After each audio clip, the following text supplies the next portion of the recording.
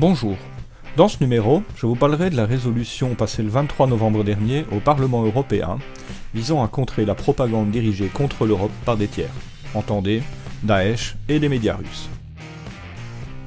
Tout d'abord, il convient de noter que le document en question place l'État islamique sur le même pied que la Russie. Ce qui est pour le moins étrange, puisque si nous sommes en guerre contre Daesh, ce n'est pas le cas avec la Russie. Mais qu'est-ce que la propagande au fait ? C'est l'action systématique exercée sur l'opinion pour lui faire accepter certaines idées ou doctrines, notamment dans le domaine politique ou social. Quelle est la différence entre information et propagande ?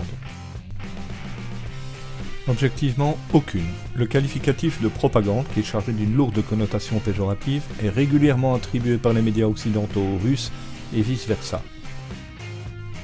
Ainsi, croire que nos médias n'expriment que la vérité tandis que les médias russes ne feraient que nous abreuver de propagande relève de la naïveté. Nous sommes en présence de deux propagandes qui s'opposent, voilà tout. Il convient aussi de ne pas perdre de vue que dans tous les cas, la propagande est majoritairement domestique, c'est-à-dire qu'elle s'adresse avant tout à ses nationaux, les citoyens qu'il faut convaincre du bien fondé de la politique menée. Si vous conservez l'illusion d'une presse libre, indépendante et plurielle en Europe, puis-je vous suggérer le petit test suivant. Parmi les articles parus dans la presse dans le courant de l'année écoulée, combien d'articles consacrés à des sujets comme la Syrie, le Brexit ou l'élection aux USA défendaient un point de vue opposé à la doxa ou étaient seulement plus nuancés dans leurs propos ? Les accusations mutuelles de diffuser de la propagande remontent à l'époque de la guerre froide. Mais ce qui est nouveau, et c'est totalement inédit, c'est la volonté de nos élites de censurer les médias russes et plus généralement tous ceux qu'ils accusent de diffuser de la propagande. En quoi est-ce inédit ? Eh bien, je ne connais pas un seul exemple dans l'histoire de régime démocratique qui aurait censuré des médias étrangers au titre qu'ils diffuseraient de la propagande. Jusque-là, ce triste privilège avait été exclusivement réservé aux pires dictatures. Corée du Nord, France occupée, Russie soviétique, Allemagne de l'Est, Roumanie, etc.